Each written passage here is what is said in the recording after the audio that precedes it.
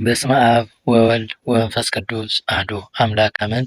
ስንክሳር ዘወርኀ መጋቢት 27 አንድ አምላክ በመሆን በአብ ወልድ ወመንፈስ ቅዱስ ስም መጋቢት 27 በዚች ቀን በገዳም ለሚፈጸም ተጋድሎ ፋና የሆነ በአስቄጥስ ገዳም ለሚኖር መነኮሳት ሁሉ አባት የሆነ የከበረ አባት ታላቁ አባ መቃርስ አረፈ።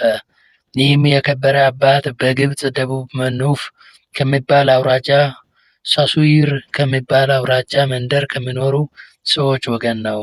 ወላጆቹም ደጋጎች እውነተኞች ነበሩ። አባቱ አብርሃም እናቱም ሳራ ይባላሉ።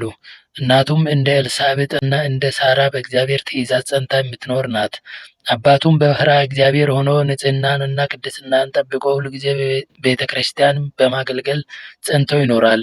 እግዚአብሔርም በላያቸው በረከቱን አሳድሮ በስራቸው ሁሉ ከፍ ከፍ አደረጋቸው። ለድሆችም የሚመጸውት ለሰው ሁሉ የሚራሩ ናቸው። በጾም በጸሎትም ተወስነው እንዲህ ባለ ገድል ሲኖሩ ግን ልጅ አልነበራቸውም። ለአብርሃምም በሌሊት ራእይ ከእግዚአብሔር ዘንድ በልጅ አምሳል ተገለጠለት። በዓለም ሁሉ የሚታወቅ ብዙ መንፈሳውያን ልጆችን የሚወልድ ልጅን ይሰጠው ዘንድ እግዚአብሔር አለው ብሎ አስረዳው። ከዚህ በኋላ ይህን የከበረ ልጅ መቃርዮስን እግዚአብሔር ሰጠው። ትርጓሜውም ብፁዕ ማለት ነው። በላዩም የእግዚአብሔር ጸጋ አደረበት። ለወላጆቹም ይታዘዝና ያገለግል ነበር። ሊያጋቡትም አሰቡ። እርሱ ግን አይሻም ነበር። ፈቃዳቸውን ይፈጽም ዘንድ ግድ ብለው አጋቡት። ወደ ሙሽራይቱም በገባ ጊዜ ራሱን እንደታመመ ሰው አደረገ። እንዲሁም ሆኖ ብዙ ቀን ኖረ። ከዚህ በኋላ አባቱን ተወኝ፣ ወደ ገዳም ልሄድ፣ ከበሽታዬ ጥቂት ቀን ጤና ባገኝ አለው። እግዚአብሔር ወደሚወደው ስራ ይመራው ዘንድ ሁልጊዜ በጾምና በጸሎት ሆኖ ይለምነው ነበር። ከዚህ በኋላ ወደ አስቄጥስ በረሃ ሄደ። ከበረሃውም በገባ ጊዜ ራእይን አየ። 6 ክንፍ ያለ ክሩብ እጅና እግሩን ይዞ ወደ ተራራ ላይ እንደሚያወጣውና የአስቄጥስን በረሃ ምስራቁን፣ ምዕራቡንና የዚያችንን በረሃ 4 ማዕዘኗን አሳይቶ እነሆ ይህችን በረሃ መላዋን ላንተና ለልጆች ርስት አድርጎ እግዚአብሔር ሰጥቷል አለው። ከበረሃውም በተመለሰ ጊዜ ያቺ ብላቴና ታማ አገኛት። ጥቂት ቆይታ ወዲያውኑ በድንግልናዋ እንዳለች አረፈች። የክብር ባለቤት እግዚአብሔርንም አመሰገነው። ከጥቂት ቀኖችም በኋላ እናት አባቱ አረፉ። የተወለትንም ገንዘብ በሙሉ ለድሆችና ለጦም አዳሪዎች ሰጠ። የሳሱር ሰዎች ግን እውነተኝነቱንና ቅድስናውን አይተው ቅስና ሾሙት። ከከተማውም ውጭ ቤት ሰሩለት። ሥጋውንና ደሙን ይቀበሉ ዘንድ ወደ እርሱ ይሄዱ ነበር። በዚያች አገርም አንዲት ድንግል ብላቴና ነበረች። ከአንድ ጎልማሳ ጋርም አመንዝራ ጸነሰች። ጎልማሳውንም አባትሽ ድንግልናሽን ማን አጠፋው ብለው ስጠይቅሽ መቃርስ የሚባል ባሕታዊ ቄስ እርሱ ስለደፈረኝ ነው ብሎ መከራት። ጽንሷም በታወቀ ጊዜ አባቷ ይህን አሳፋሪ ሥራ ባንቺ ላይ የሰራብሽ ማን ነው ብሎ ጠየቃት። እርሷም በአንዲት ቀን መቃርስ ወደሚባለው ቄስ ሄጄ ሳለሁ በኃይል ይዞኝ ከእኔ ጋር ተኛ፣ ስለዚህ ከእርሱ ጸነስኩ ብላ መለሰችለት። ወላጆቹና ቤተሰቦቿም በሰሙ ጊዜ እጅግ ተቆጡ። ከብዙ ሰዎችም ጋር ወደ ቅዱስ መቃርስ ሄደው ይዘው ከባቱ አወጡት። እርሱ ግን ምን እንደሆነ አላወቀም። ለመሞት ሲቃረብም አጽንተው ደበደቡት። እርሱም ኃጢአቴ ምንድናት? እናንተ ያለ ርኅራኄ ትደበድቡኛላችሁና እያለ ይጠይቃቸው ነበር። ከዚህ በኋላ በፍም የጠቆሩ ገሎችን በአንገቱ ላይ በገመድ አንጠልጥለው ወዲያና ወዲህ እየጎተቱ የልጃችንን ድንግልና ያጠፋ ይህ ነው እያሉ እንደ እብድ በላዩ ይጮኹ ጀመር።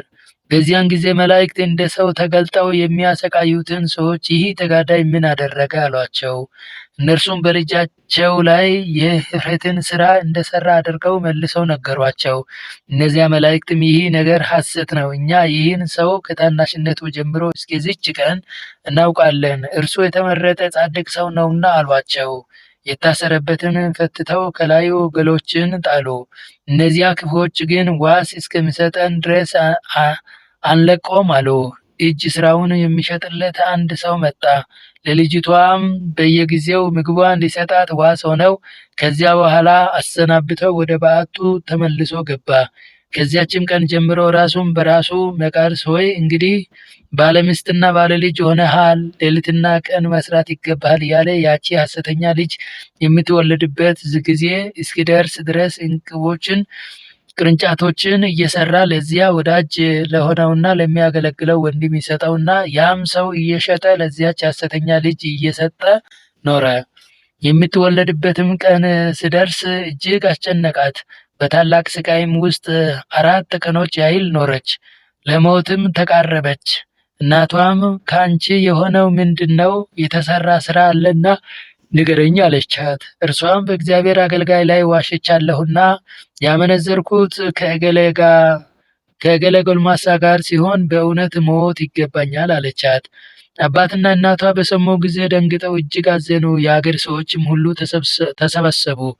በእርሱ ላይ የሰሩትን በደል ይቅር ይላቸው ዘንድ ወደ ቅዱስ መቃርስ ሄደው ለመኑት። ያን ጊዜ በበረሃ ያየውን ያንን ራእይ አስታውሶ ይቅር አላቸው። ቀድሶም ሥጋውንና ደሙን አቀበላቸው።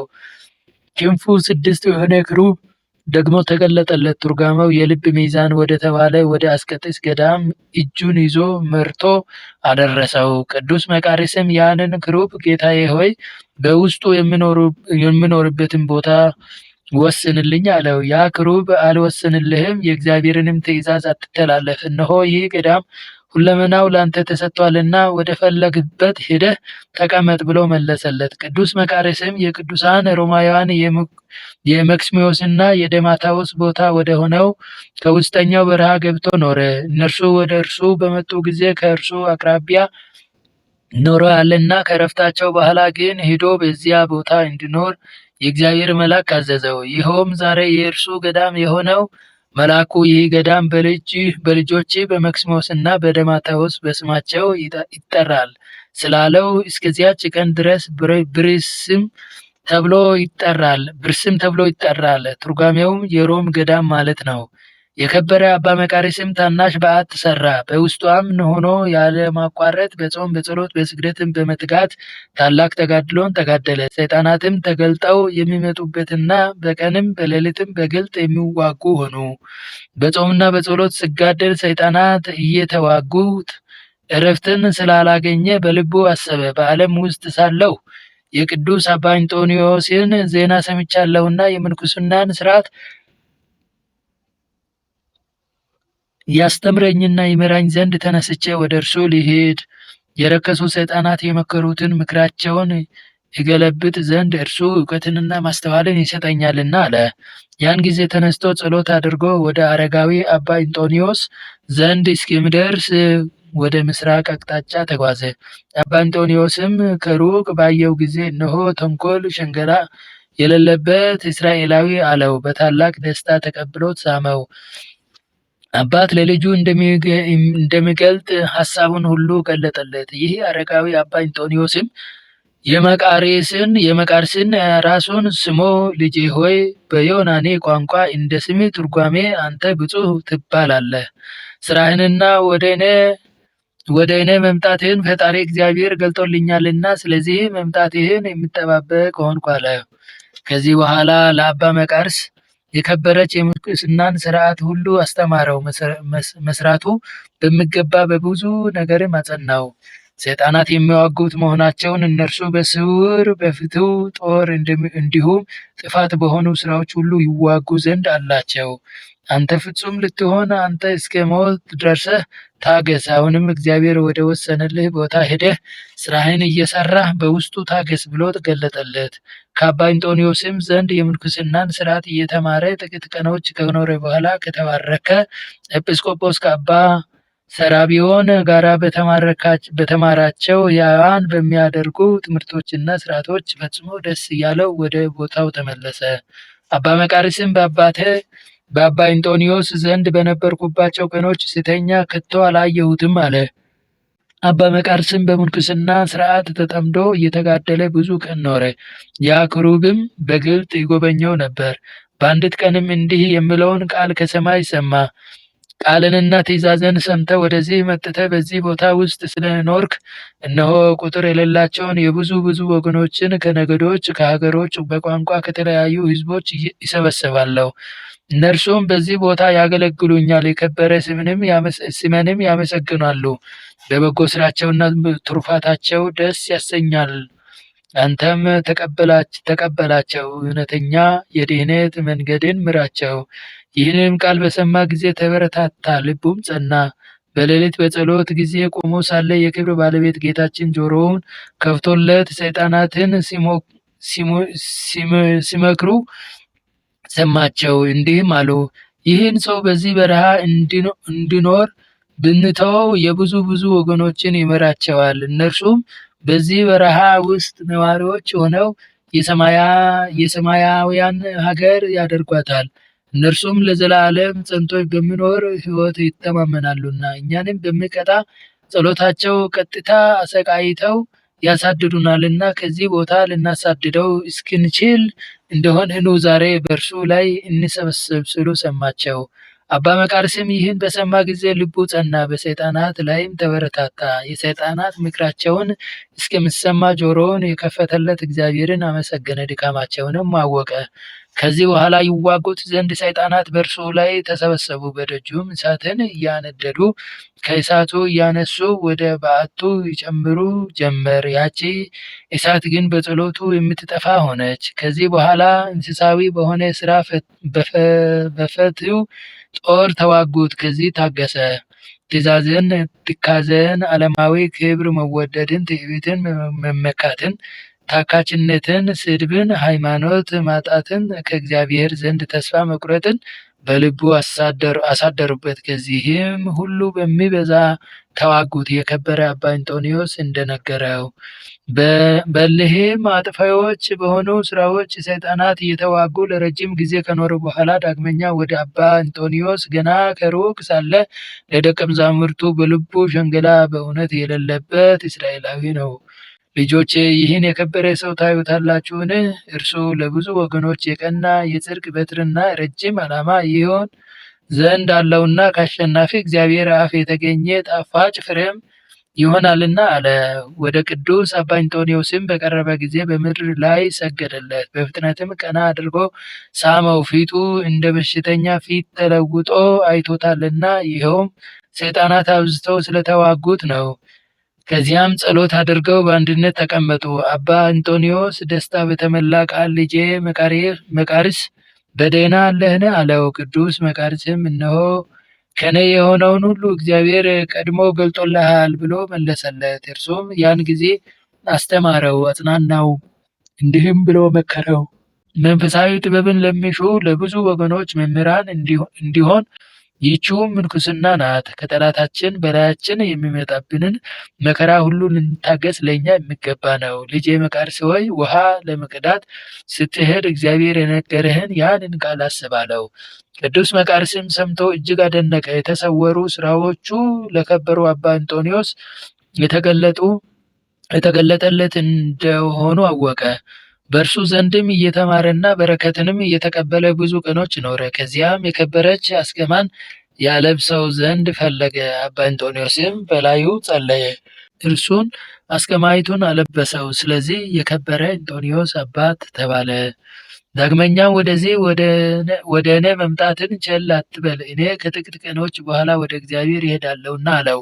አባ መቃርስም ይህን ነገር በሰማ ጊዜ ተነስቶ ሰገደለት። መንፈሳዊ በረከቱን ይቀበል ዘንድ ከእርሱ ዘንድ እንዲኖር ለመነው። እርሱም ተቀመጥ አለውና ተቀመጠ። ዳግመኛም አባ እንጦንዮስ ከጥቂት ቀኖች በኋላ ሰይጣናት በእኔ ላይ እንዳደረጉት በግልጥ ከተዋጉህ በኋላ ከዚህ ከክፉ ሐሳብ ውጊያ እግዚአብሔር ያሳርፋልና በርትተህ ታገስ። እስከ ዕድሜህ ፍጻሜ ካንተ ጋር ሆኖ እንዲረዳህ እግዚአብሔር ያደረገውን ጠባቂህን መልአክ እንዳታሳዝነው ተጠበቅ አለው። ከዚህ በኋላ አባ እንጦንዮስ ለአባ መቃርስ በትሩን ሰጠው። በመንፈሳዊም ሰላምታ ተሰናብቶት አረፈ። ሥጋውንም ማንም በማያውቀው ስውር ቦታ ቀበረው። የከበረ አባ መቃርስም ወደ ቦታው ተመልሶ በአስቄጥስ ገዳም ተቀመጠ። ዜናውም በአራቱ ማዕዘን ተሰማ። እግዚአብሔርም በእጆቹ አስደናቂዎች ታምራትን አደረገ። ከእነርሱም አንዱ የአንጾኪያ ንጉሥ ርኩስ መንፈስ ያደረባትን ልጁን ወደ እርሱ ላካት። እርሷም በጎልማሳ አምሳል ሆና ወደ እርሱ መጣች። እርሱም አወቀ፣ አድኖ ወደ አባትና እናቷ ሰደዳት። እርሱም ብዙ ወርቅና ብር በላከለት ጊዜ ምንም ምን አልተቀበለም። ሁለተኛ አውሲም በሚባል ሀገር አንድ መነኩሴ ነበር። ሲቶ ትንሣኤ ሙታን የለም አለ። ብዙዎች ሰዎችን አሳታቸው። የአውሲም ኤጲስቆጶስም ወደ አባ መቃርስ ሄዶ የእርሱን ሕዝቦች እንዳሳታቸው ነገረው። እንዲረዳውም አብዝቶ ለመነው። አባ መቃርስም ተነስቶ ከዚያ ኤጲስቆጶስ ጋር ወደ ሀገረ አውሲም ደርሶ ያንን ርኩስ መንፈስ ያደረበትን ባሕታዊ መነኩሴ ተገናኘው። ስለ ትንሣኤ ሙታንም በተነጋገረው ጊዜ ያ ባሕታዊ የሞተ ሰው ከመቃብር ካላስነሳህ እኔ አላምንም ብሎ መለሰለት። አባ መቃርስም ወደ ክብር ባለቤት ወደ ጌታችን ኢየሱስ ክርስቶስ ጸለየ። ያን ጊዜም አንድ ምውት ከሙታን ተለይቶ ተነሳ። ሰውየውም ከቀደሙ ከሃዲያን ወገን ነው። ያ ባሕታዊም አምኖ ከስህተቱ ተመለሰ። እንደርሱም የሳቱ ሁሉም ተመለሱ። ያ ከሙታን ተለይቶ የተነሳውም የክርስትና ጥምቀትን ያጠምቀው ዘንድ አባ መቃርስን ለመነው። እርሱም አጥምቆ የምንኩስናን ልብስ አለበሰው። 7 ዓመትም ኖሮ አረፈ። ከዚህ በኋላ የከበረ አባ መቃርስ ተመልሶ ከእርሱ አስቀድሞ በዚያ በረሃ ውስጥ ሰው እንዳለ ያይ ዘንድ ወደ በረሃው ውስጥ ዘልቆ ገባ። ራቆታቸውን የሆኑ 2 ሰዎችን አይቶ ፈራ፣ የሰይጣን ምትሃት መስሎታልና። አልቦት ቦርቦን ብሎ ጸለየ። ይህም አቡነ ዘበሰማያት ማለት ነው። እነርሱም በስሙ ጠርተው መቃሪ ሆይ አትፍራ አሉት። እርሱም በበረሃ የሚኖሩ ቅዱሳን እንደሆኑ አውቆ ወደ እርሳቸው ቀርቦ እጅ ነሳቸው። እነርሱም በዓለም ስላሉ ሰዎች ስለ ስራቸውም ጠየቁት። እርሱም በቸርነቱ እግዚአብሔር በሁሉም ላይ አለ ብሎ መለሰላቸው። እርሱም ደግሞ የክረምት ቀዝቃዛ ይቀዘቅዛቸው እንደሆነ በበጋም ትኩሳት ያለባቸው እንደሆነ ጠየቃቸው። እነርሱ በዚህ በረሃ እግዚአብሔር 40 ዓመት ጠብቆናል፣ የክረምት ቅዝቃዜ ሳይቀዘቅዘን የበጋ ትኩሳት ሳያልበን ኖርን ብለው መለሱለት። ደግሞ እንደናንተ መሆን እንዴት ይችላለሁ አላቸው። እነርሱ ወደ በዓቴ ተመልሰህ ስለ ኃጢአቴ አልቅስ፣ አንተም እንደኛ ትሆናለህ አሉት። ከእነርሱም በረከትን ተቀብሎ ወደ ቦታው ተመለሰ። በእርሱ ዘንድ መነኮሳት በበዙ ጊዜ ጉድጓድ ቆፍረው መታጠቢያ ሰሩለት። ሊታጠብ በወረደ ጊዜ ሊገድሉት ሰይጣናት በላዩ አፈረሱት። መነኮሳትም መጥተው አወጡት። እግዚአብሔርም ከዚህ ዓለም መከራ ሊያሳርፈው በወደደ ጊዜ ሁልጊዜ የሚጎበኘውን ኪሩቤልን ወደ እርሱ ላከ። እርሱም እኔ ወደ አንተ መጥቼ እወስድሃለሁና ተዘጋጅ አለው። ከዚያ በኋላ አባ እንጦንዮስና የቅዱሳንን አንድነት ማህበር ሰማያውያን የሆኑ የመላእክትንም ሰራዊት በእግዚአብሔር እጅ ነፍሱን እስከሰጠ ድረስ ያዩ ነበር። መላ የዕድሜው ዘመን 97 ሆነ። የቅዱስ መቃርስ ነፍስ ወደ ሰማይ ስታረግ እንዳየ በዚህ ነገር ደቀ መዛሙሩ አባ ብኑዳ ምስክር ሆነ። ሰይጣናትን እንደሰማቸው እየተከተሉ መቃሪ ሆይ አሸነፍከን እያሉ ሲጮሁ እስከ ዛሬ ገና ነኝ አላቸው። ወደ ገነትም ሲገባ መቃሪ ሆይ አሸነፍከን ብለው በታላቅ ድምፅ ጮሁ። የክብር ባለቤት ፈጣሪዬ ኢየሱስ ክርስቶስ ይመስገን፣ ስሙ ይባረክ፣ ከእጃችሁ ያዳነኝ አላቸው ብሎ መሰክረዋልና። የሥጋው ፍልሰትም እንዲህ ሆነ። እርሱ በሕይወት ሳለ ሥጋውን እንዳይሰውሩ ልጆቹን አዟቸው ነበር። የሀገሩ የሱሳይርም ሰዎች መጥተው ለደቀ መዛሙሩ ለዮሐንስ ገንዘብ ሰጡ። ይህንም ስለ ገንዘቡ ፍቅር ይመክረውና ይገስጸው የነበረ ገንዘብ ከመውደድ ተጠበቀ የሚለው ነው። እርሱም መርቶ የቅዱስ አባ መቃርስን ሥጋ አሳያቸው። ወደ ሀገራቸው ሱሳይር ወሰዱት። እስከ አርብ መንግስት እስከ አረብ መንግስት 130 ዘመንም በዚያ ኖረ። ደቀ መዛሙሩ ዮሐንስ ግን ገንዘብ ስለመውደዱ ዝልጉስ ሆነ። ከዚህ በኋላ ልጆቹ መነኮሳት ወደ ሀገሩ ወደ ሱሳይር ሄዱ። የከበረ አባት የአባ መቃርስን ሥጋ ሊወስዱ ፈለጉ። የአገር ሰዎችም ከመኮንኑ ጋር ተነስተው ከለከሏቸው። በዚያችም ሌሊት የከበረ አባ መቃሪ ለመኮንኑ ተገልጦ ተወኝ፣ ከልጆች ጋር ልሂድ አለው። መኮንኑም መነኮሳቱን ጠርቶ የአባታቸውን ሥጋ ተሸክመው ይወስዱት ዘንድ ፈቀደላቸው። በዚያን ጊዜም ተሸክመው አክብረው ወሰዱት። በብዙ ምስጋና በመዘመር እግዚአብሔርን እያመሰገኑ ነሐሴ 29 ቀን በቤተ ክርስቲያን ውስጥ አኖሩት። ከእርሱም ታላላቅ ድንቆች ታምራት ተገለጡ። አማላጅነቱ በጸሎቱ የምትገኝ በረከቱም ከሁላችን የክርስቲያን ወገኖች ጋር ለዘላለሙ ትኑር አሜን። መድኃኔዓለም በዚህችም ቀን የክብር ባለቤት ጌታችን መድኃኒታችን ኢየሱስ ክርስቶስ ለዓለም ድኅነት በሥጋ ተሰቀለ። ፈጣሪዋ በእንጨት መስቀል ላይ ተዘርግቶ ተሰቅሎ ባየች ጊዜ ፀሐይ ጨለመች። እርሱም ከእመቤታችን ከቅድስት ድንግል ማርያም የነሳትን ለባዊት ነባቢት የሆነች ነፍሱን ከሥጋው ለያት። ሐዋርያው ጴጥሮስ በሥጋ ምውት ሲሆን በመለኮት ሕያው ነው እንዳለ ነፍሱ ከመለኮት ሳትለይ ከሥጋ ተለየች። በዚያ ጊዜ ሥጋ ከመለኮት ሳትለይ በእንጨት መስቀል ላይ ተሰቅሎ ነበር። እንዲሁም ነፍስ ከመለኮቱ ጋር አንድ ሆኖ እስረኞች ነፍሳትን ትፈታቸው ዘንድ ወደ ሲኦል ወረደች። እርሱ ከሰማያት በላይ ከፍ ከፍ ያለ ልዑል ባሕሪ ከአብ ከመንፈስ ቅዱስ ጋር በጌትነቱ ዙፋን ተቀምጦ ያለ ለእርሱም ምስጋና የክብር ገንዘቡ የሆነ ራሱን ሰውቶ ያድነን የመንግስቱን ደጆች በፈሳሽ ደመና የከፈተልን ለእርሱ ስግደት አምልኮት ይገባዋል። ለዘላለሙ የመስቀሉ በረከት በላያችን ይደር አሜን። ንጉሥ ሰማዕት ገላውዴዎስ። በዚህች ቀን የኢትዮጵያ ንጉሥ ሰማዕት ገላውዴዎስ አንገቱን የተቆረጠበት ቀን ነው።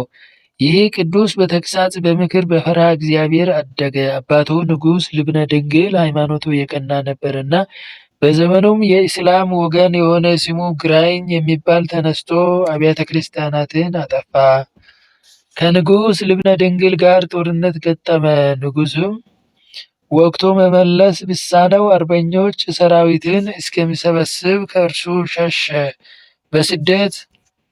በስደትም እያለ በድንገት ታሞ ሞተ። ይህም ዓመፀኛ የኢትዮጵያውያን አገሮች እያጠፋ 15 ዓመት ያህል ኖረ። ከኢትዮጵያም ሕዝቦች የሚበዙትን ማርኮ ከቀናች ሃይማኖት አውጥቶ የእርሱ ሃይማኖት ተከታዮች አደረጋቸው።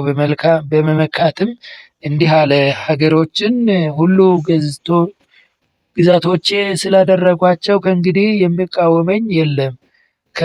ከዚህ በኋላ እግዚአብሔር ይህን ቅዱስ ገላውዴዎስን አስነሳ። ከግራኝ ታላላቅ መኳንንቶቹ ጋር ጦርነት ገጠማቸው። ድልም አድርጎ አሳደዳቸው። ግራኝም በሰማ ጊዜ ተቆጣ። ከቱርክ አርበኞች ጋርና ከአእላፍ ፈረሰኞች ጋር መጥቶ ንጉሡን ገጠመው። ጌታችንም ግራኝን በንጉሥ ገላውዴዎስ እጅ ጣለው፣ ገደለው። ግራኝን በመፍራት የተበተኑ ሁሉ ከተማረኩበት ሁሉ ተመለሱ። የፈረሱ አብያተ ክርስቲያናትም ተመልሰው ታነጹ። የክብር ባለቤት የሆነ የክርስቶስ ሃይማኖት ተቃናች። ከዚህም በኋላ ከእስላሞች ወገን አንዱ ከብዙ አርበኞች ሰራዊት ጋር መጣ። በመድኃኒታችን የስቅለት በዓል ከጥቂት ሰዎች ጋር ተቀምጦ ሳለ በድንገት ንጉሡን ተገናኘው። ሰዎቹም የጦር መኮንኖች እስክትሰበሰቡ ፈቀቅ እንበል አሉት። እርሱ ግን የክርስቲያኖችን መማረክና የአብያተ ክርስቲያናትን መፍረስ አላይም ብሎ እምቢ አለ። እንዲህም እያለ ወደ ውጊያው መካከል ገብቶ በርትቶ ሲዋጋ የኋላ እስላሞች ሁሉም ከበቡት። ተረባረቡበትም፣ በጎራዴም ጨፈጨፉት፣ በብዙ ጦሮችም ወጉት፣ ከፈረሱም ጣሉት፣ የከበረች አንገቱንም ቆረጡት። ነፍሱንም በእግዚአብሔር እጅ ሰጠ። በረከቱም ከእኛ ጋር ለዘላለሙ ትኑር አሜን። መጋቢት 27 ቀን የሚከበሩ ዓመታዊ የቅዱሳን በዓላት፦ ቅዱስ ዮሐንስ ፍቁረ እግዚእ፣ ቅዱሳት አንስት ከእግረ መስቀሉ ያልተለዩ፣ 500 ቅዱሳን ባልንጀሮች በጌታ ስቅለት ጊዜ ከሞት የተነሱ፣ ቅዱሳን ዮሴፍና ኒቆዲሞስ፣ ታላቁ ቅዱስ መቃርስ የመነኮሳት አለቃ፣ ማር ገላውዴዎስ ሰማዕት የኢትዮጵያ ንጉሥ፣ ቅዱስ ዕፀ መስቀል። ወርኃዊ በዓላት፦ አቡነ መብዓ ጽዮን ጻድቅ፣ ቅዱስ ብቅጦር ሰማዕት፣ ቅዱስ ያዕቆብ ዘግሙድ፣ ቅዱስ ቢፋሞን ጻድቅና ሰማዕት። የተጠራችሁለት ለዚህ ነው። ክርስቶስ ደግሞ ፍለጋውን እንድትከተሉ ምሳሌ ትቶላችሁ ስለ እናንተ መከራን ተቀብሏልና። እርሱም ኃጢአት አላደረገም፣ ተንኮል በአፉ አልተገኘበትም። ሲሰድቡትም መልሶ አልተሳደበም፣ መከራንም ሲቀበል አልዛተም። እርሱ ራሱ በሥጋው ኃጢአታችንን በእንጨት ላይ ተሸከመ። አንደኛ ጴጥሮስ 2:21-25 ጌታዬ ሆይ ከብልጽግናቸው ብዛት የተነሳ ብዙ መባ ካገቡት ይልቅ የድሃይቱን አነስተኛ መባ እንደተቀበለ ለሁል ጊዜ የሚያገለግሉ አእላፋት መላእክት እያሳሰቡ በችግሬ ጊዜ የማቀርብልን ምስጋና ተቀበል። እናንተም ቅዱሳን ነቢያት፣ የወንጌል ሰባክያን ሐዋርያት፣ ሰማዕታትና ጻድቃን፣ ትጉሃን መላእክት፣ ፍጹማን ደናግል እንዲሁም ደጋጎች መነኮሳት ሆይ ልጅ አዋቂ ሳይለይ የምንሰበሰብበትን የጉባኤ ቦታ ባርኮ ይህን መጽሐፍ ወረቀት አዘጋጅቶ ብራና ደምጦ የጻፈውና ያጻፈውን ከግዕዝ ወደ አማርኛ የተረጎመውን ቃለ ንባቡን በእርጋታ መንፈስ እና በተመስጦ ሕሊና ያዳመጠ በደለኛን ሁሉ የምታስምር የጌታ እናቱ በማርያም ጸሎት ኢየሱስ ክርስቶስ በአንድነት ይማረን፣ አሜን። ወስብሐት ለእግዚአብሔር ወለወላዲቱ ድንግል ወለመስቀሉ ክቡር፣ አሜን። ይቆየን።